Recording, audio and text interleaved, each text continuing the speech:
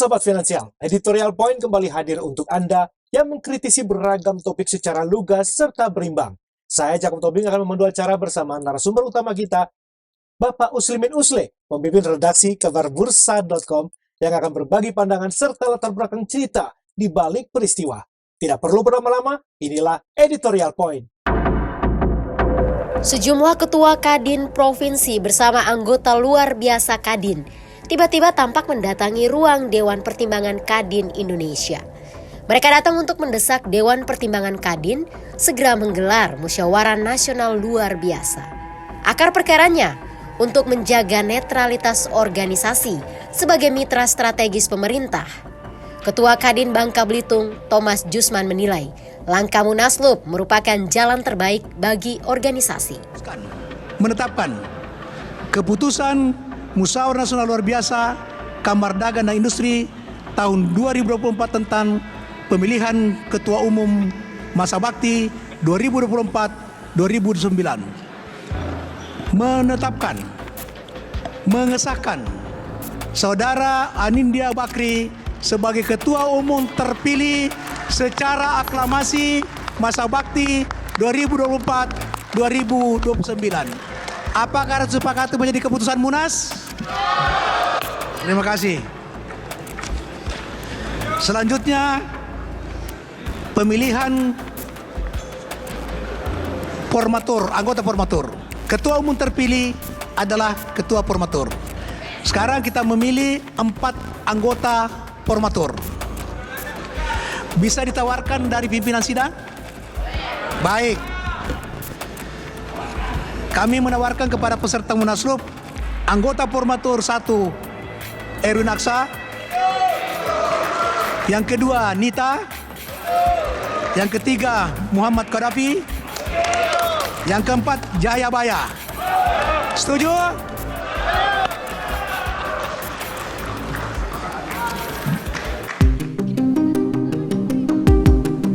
Dan terjadilah hanya dalam waktu 24 jam Musyawarah Nasional Luar Biasa Kadin Indonesia pada 14 September 2024 dipimpin oleh Nurdin Halid yang mengesahkan Anindya Bakri beserta 4 anggota formaturnya yakni Erwin, Aksa, Nita, Muhammad Qaddafi, dan Jaya Baya. Gerangan apa yang terjadi? Tidak butuh waktu lama, nahkoda Kamar Dagang dan Industri Indonesia berubah sekejap. Babak selanjutnya keesokan harinya 15 September 2024. Menteri Hukum dan HAM Supratman Andi Atgas tampak menghadiri sarasehan Kadin Indonesia dengan Ketua Kadin baru Anindya Bakri menjadi tuan rumah. Supratman mengucapkan selamat.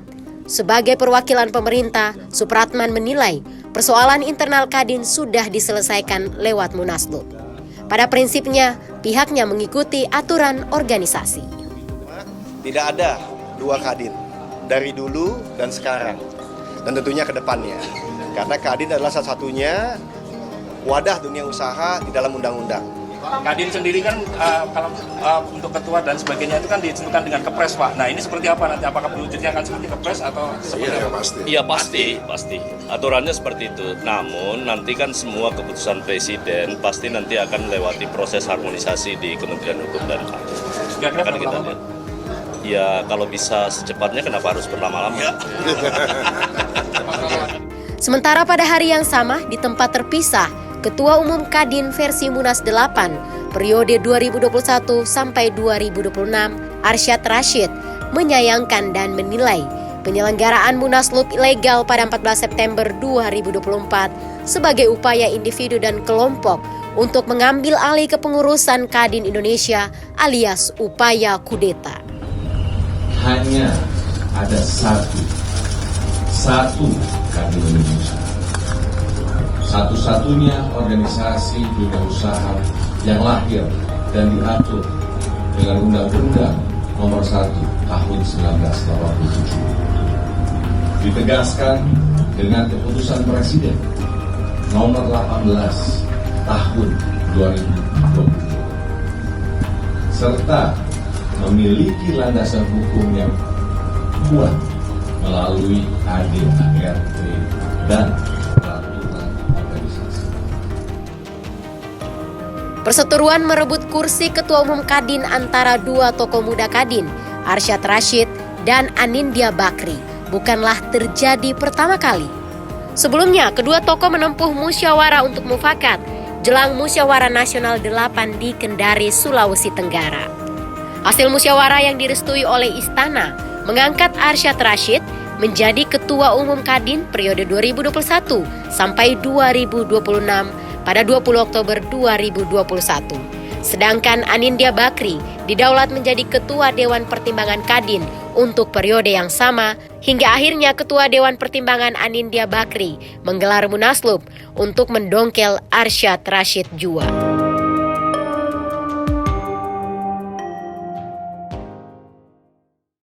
Mengutip pernyataan Anindya Bakri, Kadin Indonesia adalah mitra pemerintah yang mendukung program-program pemerintah. Lantas, jika demikian, apakah benar Arsyad Rashid sudah berseberangan dengan pemerintah, khususnya pemerintahan mendatang Prabowo Gibran? Kedua kubu saling klaim keabsahan mereka. Sementara tak disangka, Menteri Hukum dan HAM Supratman Andi Adgas justru memberi sinyal untuk mempercepat legitimasi Anindya Bakri sebagai Ketua Kadin Indonesia periode 2024 sampai 2029. Sementara itu, sikap Presiden Joko Widodo justru bertolak belakang, memilih untuk tidak ikut terlibat layaknya seorang negarawan sejati anti cawe-cawe. Kita langsung saja minta tanggapan Pak Uslimin Usleh. Pak, terkait pernyataan Presiden Joko Widodo soal tidak mau terlibat, itu kan bukan kali ini aja Pak ya. Ya. Kita ingat itu beliau juga berbicara seperti itu untuk urusan putusan Mahkamah Konstitusi, Mahkamah Agung, Partai Golkar, PKB, lalu sekarang Kadin. Menurut Bapak ini, apakah ini memang apa adanya atau cuma retorika belaka saja, Pak? Sepertinya yang terakhir itu yang benar. Jadi ini Pak Yakob, salam sejahtera untuk kita semua ya. Jadi kita kalau mau mempelajari pola komunikasi Pak Jokowi, itu sebetulnya sejak dia jadi wali kota di Solo, itu kita sudah bisa membaca pola komunikasi seperti apa. Masuk di Jakarta juga seperti apa. Kemudian 5 tahun pertama memimpin Republik Indonesia, model bicaranya seperti apa. Dan itu kan sudah beredar berseliweran di media-media sosial. Lalu kemudian hanya berjarak beberapa waktu kemudian yang terjadi adalah sebaliknya. Jadi sangat bisa, boleh kita mengklaim, tidak salah kalau publik mengklaim bahwa ini kan perulangan yang berkali-kali. Iya, Nah, iya. dan selalu kalau dia ngomong putih, maka sesungguhnya kenyataannya adalah hitam. Ya mohon maaf, tapi itulah fakta. Sejak beliau di Solo, masuk Jakarta, masuk di gorong-gorong dan sebagainya. Di awal periode beliau menampakkan bahwa hidup sangat sederhana dengan naik pesawat ekonomi, kelas ekonomi. Iya. Tapi belakangan seperti apa faktanya kan gitu.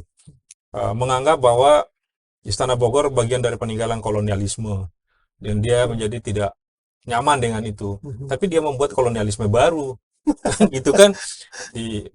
Kebijakan-kebijakannya kan tidak menggambarkan, tidak mencerminkan dari apa yang dia lakukan, apa yang disampaikan. Ya mohon maaf ini untuk pola komunikasinya yang kita baca seperti itu. Sebenarnya gambar besarnya itu seperti apa sih Pak? Apakah ini yang dinamakan reformasi birokrasi yang diceritakan oleh Presiden Jokowi atau cuma sekedar cipta kondisi supaya kondusif aja lanjut pemerintah? Inilah yang mungkin disebutnya sebagai revolusi mental. Oke. Ya di awal kan ada revolusi mental, ada nawacita dan sebagainya kan. Masuk kemudian kerja, tapi kemudian ya betul-betul dikerja. Semua dikerjakan ya. Segala sesuatu yang akan mengancam dan sebagainya akan menggoyahkan posisinya, hegemoninya, ya itu bagaimana pelan-pelan diatur sedemikian rupa. Ini juga sebagai gambaran dan mungkin ini adalah semesta yang mendukung, semesta yang memberikan pembelajaran dan membuat kita untuk oh ya seperti inilah faktanya. Bagaimana tiba-tiba Bahlil Menteri Investasi sekarang, Menteri SDM dari Menteri Investasi, begitu dia terpilih sebagai Ketua Golkar hasil munaslup Golkar, tiba-tiba mengatakan jangan macam-macam dengan Raja Jawa. Itu pasti semesta yang menggerakkan itu agar omongan itu keluar. Nah, kan kelihatan bahwa Raja Jawa yang mana kan kemudian muncul. Nah, kemudian kita baca di media sosial, di berbagai platform dan sebagainya, itu kan kelihatan seperti apa. Jadi kita yakin ya bahwa publik Indonesia tidak bisa lagi dibodoh-bodohi, bahwa tidak akan percaya begitu saja apakah betul dia tidak akan cawe-cawe. Karena begini logikanya Pak. Pak Jokowi adalah kepala negara, beliau adalah presiden. Ya. Supratman sebagai Menkumham, Menteri Hukum dan HAM, itu adalah anggota kabinetnya Pak Jokowi. Lah kalau presiden sudah mengatakan tidak cawe-cawe, tapi anak buahnya ngomong lain, sampai hari ini tidak ada teguran kepada anak buahnya itu. Kalau misalnya betul ini kan harusnya dia ngomong, si Supratman, kamu itu baru saya angkat sebagai menteri hasil resapel pula. Jangan macam-macam. Ini saya sudah ngomong seperti ini. Kalau seorang pemimpin yang baik kan, Sampai berani bisa istilahnya, Nah. kalau bisa dipercepat kenapa dia pernah? karena apa kenapa harus dia- lambat? Ih. Kan gitu. Jadi ini kelihatan ini barang. Jadi ini semesta juga yang menggerakkan itu bahwa ya ada yang tidak seimbang gitu. Lalu kemudian ini akan kemudian dilihat oleh publik bahwa jadi publik Indonesia sekarang sudah cerdas. Semuanya cerdas-cerdas. Sayang sekali terlalu gampang melupakan. Atau bahasa lainnya adalah terlalu pendek daya ingatnya. Sehingga meskipun baru kemarin terjadi hal yang kontraproduktif, tapi toh juga masih percaya. Saya mau mengutip penjelasan dari Pak Arsyad Rashid mengenai peraturan di ADRT yang batas quorum, Pak. Dan juga karena kan yang hadir itu cuma 10 dari 35 ketua Kadin provinsi Yap. dan sekitar 20 anggota luar biasa dari 220 sekian. Nah, itu kok masih bisa disahkan, Pak? Ya. Dalam Jadi begini Pak Yakob. Jangan salah, Pak Arsyad juga masih punya kartu truf. Ya kecuali kalau lembaga pengadilan pun sudah dikuasai. Jadi kita ingatkan Kongres luar biasa Partai Demokrat. Oke. Sekuat dan setidak kuat apa seorang kepala staf Presiden Muldoko, tapi kemudian bisa dijungkalkan oleh Partai Demokrat di Pengadilan Tata Usaha Negara. Oke. Ya, meskipun ketika itu oleh Menkumham, memang juga tidak bergerak cepat, tidak seperti Pak Supratman. Oh, beda ya. Segera mendukung. Nah, jadi ada perbedaan sedikit di situ. Tapi kalaupun ini disahkan, ya kubunya Pak Arsyad pasti mereka tidak bodoh. Di situ ada mantan aktivis juga di situ.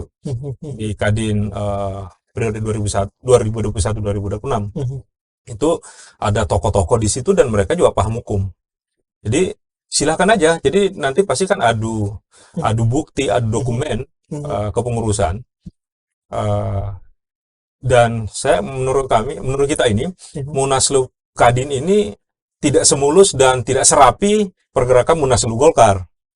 Ya, kalau Munaslup Golkar memang ada beberapa syarat yang dipenuhi sehingga kemudian Golkar harus munaslup karena tidak ada ketua umumnya, karena memang mundur sebelumnya ya. Meskipun tidak ada angin, tidak ada hujan, tiba-tiba mundur saja. Tidak ada angin, tidak ada hujan yang kelihatan ke publik, tapi ada angin puting beliung gitu. Itu yang membuat Kita nggak tahu ya. Airlangga terputar kiri kanan kan gitu, jungkir balik kan, sampai membuat pernyataan malam-malam. Nah, tapi kalau Kadin seperti apa pergerakannya? Sebetulnya kalau mau rapi sederhana aja. Copotin aja dulu semua atau buat semua kadin-kadin tandingan di provinsi. Tapi kan di sana juga orang-orang cerdas.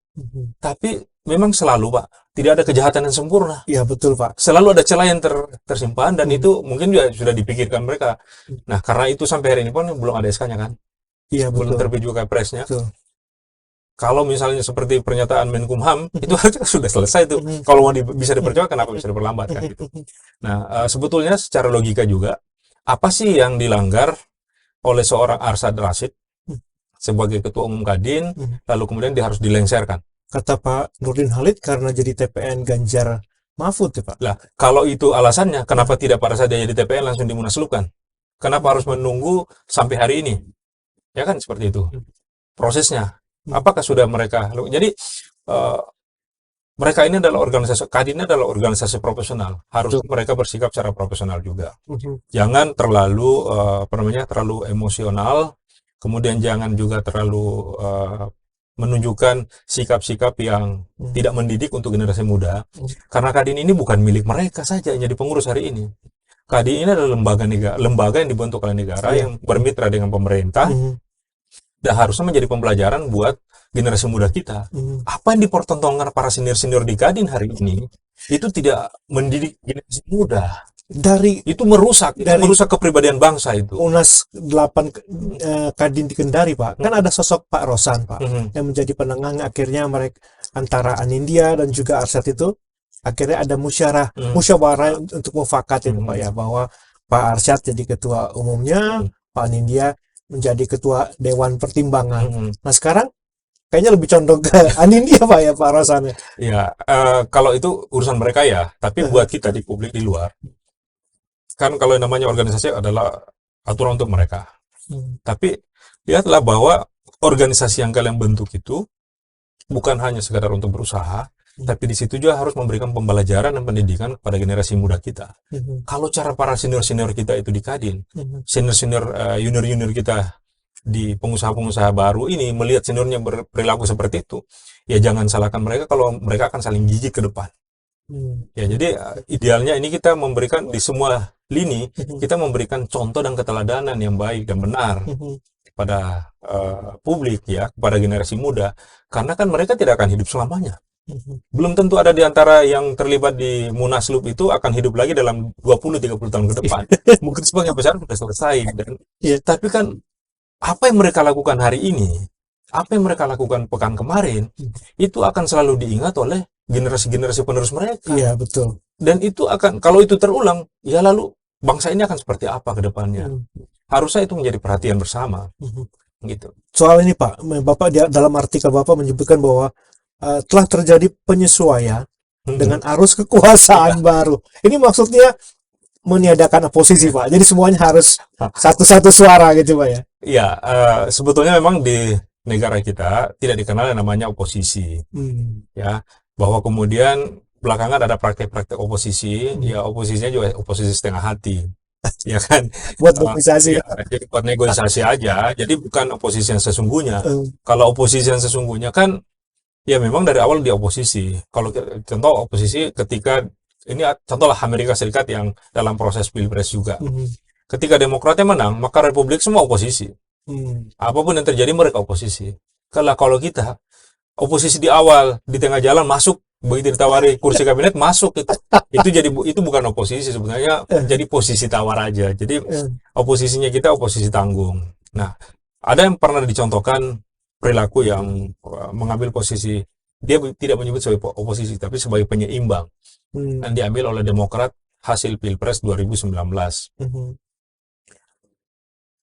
Tapi kan kemudian di tengah jalan juga dia bukan lagi penyeimbang, masuk kan dia di ujung-ujung. Setelah berproses Pilpres 2024, tiba-tiba dia masuk. Ya kan gitu. Jadi kira-kira memang tatanan berbangsa dan bernegara kita, khususnya dalam berpolitik itu, kita memang lagi gamang nih. Ini tidak jelas kelaminnya kita ini. Mau disebut ada oposisi, tidak juga. Mau dibilang tidak ada oposisi, tidak dikenal istilah oposisi Indonesia, kenyataannya seperti itu. Yang gitu ya. Jadi ini agak bingung juga kita ini. Sebetulnya kelamin apa yang dianut oleh Indonesia ini. Nah, karena itu di setiap ujung periode pemerintahan, apalagi misalnya sudah 2 periode begini Pak Jokowi, itu kan kubu Pak Jokowi sepertinya belum ikhlas untuk meninggalkan istana kekuasaan. Kenyamanan itu memang susah itu meninggalkan zona nyaman. Tidak semua orang bisa meninggalkan zona nyaman dengan senyum. Ya, berbeda dengan di Eropa, di negara-negara Eropa ya. Ada yang meninggalkan, atau bahkan di Australia di Selandia Baru meninggalkan parlemen, meninggalkan istilahnya dengan santai, dengan hanya mengepit jasnya, tapi dengan jiwa yang plong keluar. Nah, ini kita begitu 10 tahun rasa-rasanya berat. Nah, bagaimana kemudian kalaupun saya tidak berkuasa, tapi penguasa selanjutnya itu mampu saya kendalikan atau paling tidak dekat dengan saya. Itu ada apa? Ada pertanyaan di situ. Kenapa takut sekali untuk meninggalkan sama sekali? Jangan-jangan ada sesuatu yang ingin coba dilindungi. Ya kalau semuanya berjalan dengan apa adanya, kan tidak perlu takut. Satu. Yang kedua, saya tertarik dengan pernyataan atau tulisan seorang tokoh senior di jurnalistik yang juga mantan di pemerintahan, bahwa menjadi menteri itu enaknya hanya saat menjabat. Setelah sudah tidak menjabat, apalagi berada pada posisi yang berseberangan dengan pemerintah, ya sudah tidak nyaman tuh. Ya, mungkin Pak Yaakob sudah tahu siapa nulis itu sebagai itu. Bahwa enaknya jadi pemerintah, enaknya jadi menteri itu hanya saat menjabat. Jangan kinerjanya besar, Pak.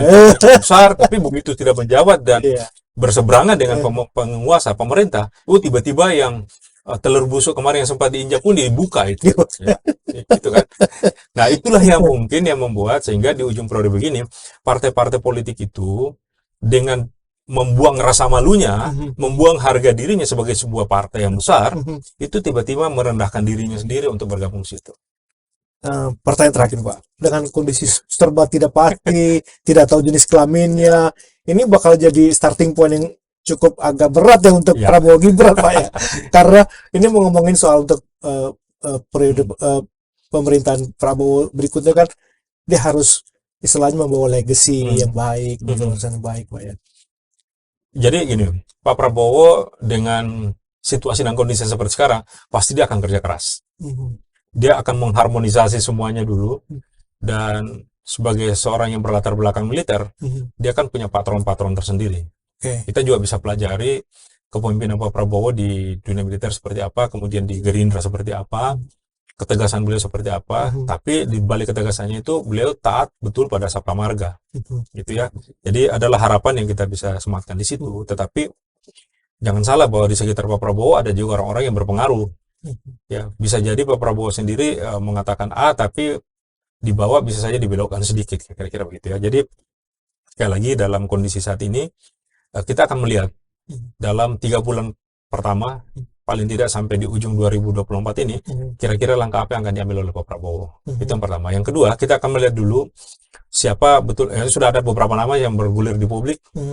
Tapi kan itu kita tidak bisa terlalu percaya, karena bisa jadi itu di situ yang bergulir itu kan ada yang mau jadi menteri, ada yang mau, ada yang betul-betul diajak, ada yang sementara ditimbang, dan ada yang sebetulnya hanya menyebut dirinya ditimbang gitu kan. Jadi kita lihat nanti siapa betul yang akan dilantik beliau setelah 21 Oktober. 21 atau 22 Oktober siapa yang akan mengisi kabinetnya Pak. Nah, nanti kemudian kita melihat kira-kira dari gambaran itu akan kelihatan seperti apa masa depan Indonesia, masa depan ekonomi, masa depan demokrasi, masa depan politik kita, masa depan hukum, ya. Akan seperti apa? Lalu kemudian kepemimpinan Pak Prabowo dalam 3 bulan pertama itu akan kita lihat. Respon publik akan seperti apa? Ya memang di kalangan kelompok civil society, khususnya yang selalu berseberangan dengan Pak Prabowo selama ini, mengatakan tidak ada sesuatu yang bisa diharapkan. Tapi buat kita tidak ada sesuatu yang tidak mungkin, ya. Selalu ada yang pertama. Jadi sangat bisa jadi dengan latar belakang Pak Prabowo dengan Sabta Marganya itu memiliki hubungan kedekatan dengan kelompok-kelompok internasional, dan Pak Prabowo tahu persis orang-orang yang berlatar belakang militer itu pasti mereka pernah belajar sejarah bagaimana Bung Karno digulingkan, ya. Bagaimana Pak Harto ditumbangkan yang begitu dikdaya tapi tiba-tiba bisa tumbang. Dan pasti Pak Prabowo bisa menghitung itu, ya. Yang ada yang anomali Pak Jokowi ini super hebat memang dalam seputar sipil, tapi sangat luar biasa Pak. Nah, tentu beliau belajar gimana dia bisa husnul khotimah. Kan kalau kita baca ya dari sekian banyak presiden kita, berapa yang berakhir dengan tidak husnul khotimah? Bung Karno, Pak Harto, Gus Dur. Ya, itu tidak berakhir dengan husnul khotimah. Yang betul-betul husnul khotimah ada Ibu Mega. Kemudian Pak SBY udah periode. Pak Jokowi ya mungkin mudah-mudahan husnul khotimah. Tapi mungkin mengakhirinya, tapi Ibu Mega, Pak SBY sampai hari ini alhamdulillah tidak ada masalah.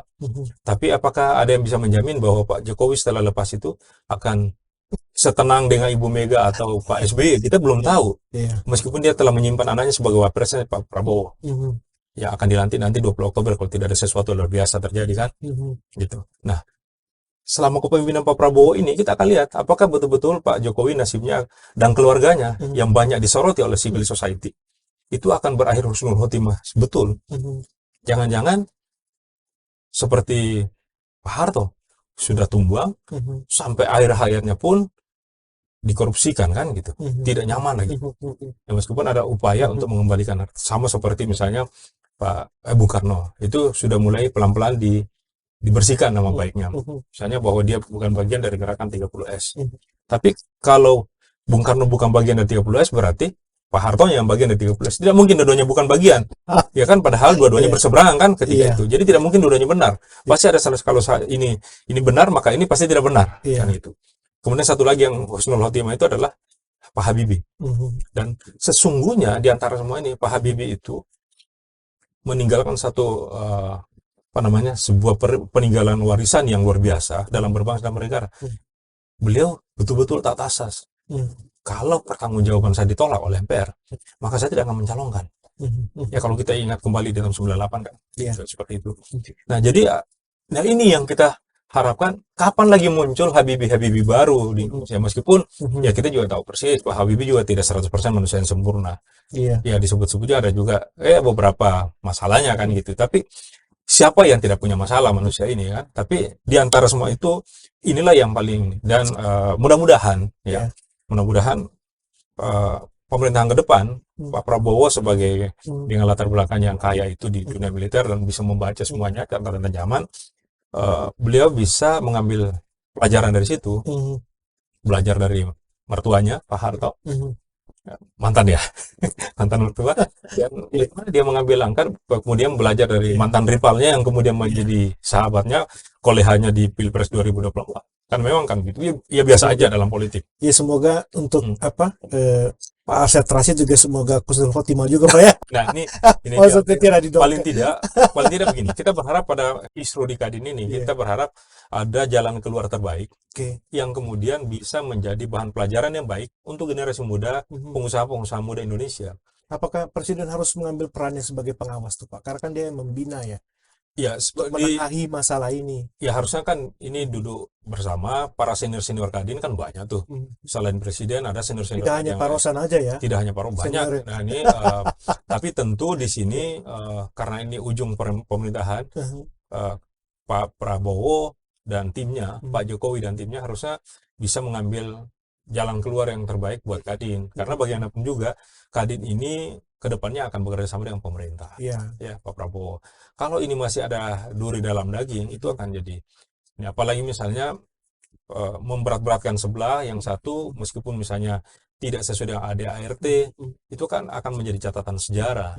Jadi harusnya inilah momentum yang terbaik buat sebetulnya buat Pak Jokowi juga.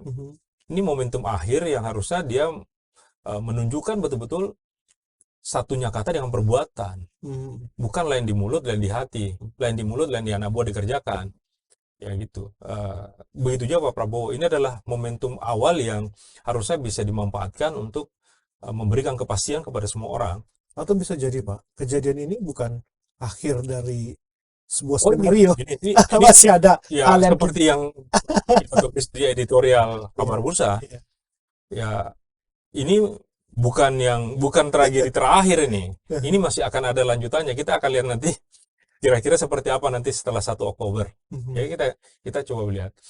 Jangan-jangan akan terulang lagi apa yang terjadi pada tahun 2014. Hasil pemilu legislatif 2014 di DPR, pemenangnya PDIP, tapi yang jadi ketua DPR itu bukan PDIP tapi Golkar. Jangan-jangan nanti juga itu setelah Kadin, ya DPR akan pindah ke DPR, pertarungan itu boleh PDIP pemenang Pileg 2024, tapi ketua DPR-nya dari Koalisi Indonesia Maju. Kalau PDIP sampai 1 Oktober atau bahkan sampai 20 Oktober tidak menyatakan bergabung ke Kim Plus, kan gitu. Atau ada hal lain sesudah ini, yang mana lagi kan, selain Golkar, Kadin, coba PDIP juga coba diganggu kan, dengan digugat perpanjangan kepengurusannya, kemudian PKB dibenturkan dengan PBNU. Betul. Itu bukan terjadi secara alamiah tuh, enggak Pak. Itu ada yang menggerakkan. Ada kekuatan di balik meja, di balik bukit yang menggerakkan itu. Jadi ini publik tahu lah itu, bahwa itu tidak terjadi dengan sendirinya. Ada yang menggerak-gerakkan semuanya. Dan yang jadi taruhannya adalah ekonomi kita Pak. Nah, dia, iklim investasi kita yang membutuhkan kepastian hukum, kepastian Jadi butuh kepastian hukum, butuh stabilitas, karena di Amerika sendiri sebagai kiblatnya ekonomi dunia, itu kan dalam 24 jam ke depan itu akan mengambil langkah luar biasa. Dan kalau kita tidak menyikapinya dengan baik, bahkan kita sibuk dengan perseteruan internal, kita akan kehilangan momentum yang luar biasa. Ya, The Fed Amerika itu akan menentukan apakah akan memangkas suku bunga berapa poin kan gitu. Ya ada menyebut 25 poin, ada bahkan berani berspekulasi akan memangkas sampai 75 basis poin. Nah, kalau ini terjadi kan sebetulnya resesi ekonomi itu sudah ada di depan mata. Tapi tidak perlu kita takut dengan resesi, karena di balik resesi, musibah resesi, selalu ada mukjizat. Tapi bagaimana kita melakukan penyikapan yang baik dan arif, bijak, termasuk di dalam pemerintahan. Kalau pemerintah kita tidak menyikapi ancaman resesi dengan kepala tenang, tapi selalu membuat keributan-keributan, ya sudahlah. Target Mungkin hal-hal inilah Pak ya membuat Ibu Sri Mulyani menangis kemarin Pak ya. tapi Bu Sri Mulyani sudah mengakhiri televisi kita nonton ya. Iya. Beliau sudah ketawa ke TV dengan Ibu Retno. Sudah akan meninggalkan Indonesia, meninggalkan kekuasaannya sebagai Menteri Keuangan, 2 presiden. Jadi Ya, istilahnya bekerja untuk itu ya di global. ya dia akan bekerja lagi di tingkat global, pasti luar biasa. Beliau kan mantan direktur pelaksana Bank Iya, eh, Bank Dunia. Bank Dunia kan gitu. Jadi ya Ibu Sri Mulyani adalah salah satu sosok langka Indonesia, dan kita berharap sebetulnya akan muncul sosok-sosok Sri Mulyani lainnya, terlepas dari berbagai kontroversi yang dia tinggalkan. Iya Pak. Ya. Dan kita menunggu buku putihnya Bu Sri Mulyani. Seru ini. Nunggu setahun dulu dong Pak ya. Kayaknya Biasanya banyak kan- buku putih. Biasanya kan buku putih itu dibuat 5-10 atau yang paling aman 25 tahun. Oh iya. Ya 25 tahun semuanya bisa dibuka ulang. Mhm. Nah, itu sudah dianggap selesai. Jadi biasanya orang yang arif membuka itu. Akan buka itu. Ya. Baik Pak. Ya. Terima kasih Pak Rusle untuk informasi yang panjang lebar dan itu Pak. Terima kasih sudah hadir di editorial Terima kasih, Pak. Dan Sobat Finansial, selesai sudah perbincangan kami dalam editorial point dari Golkar ke Kadin, lalu apa setelahnya? Bagaimana menurut Anda sahabat? Tuliskan pendapat Anda di kolom komentar kami. Jangan lupa klik like, subscribe, dan notifikasinya. Terima kasih untuk kebersamaan Anda hingga akhir acara. Semoga topik pembahasan episode kali ini bisa memberi manfaat juga inspirasi. Saya Jacob Tobing bersama Pak Uslimin Usle. Kami pamit undur diri. Terima kasih dan sampai jumpa.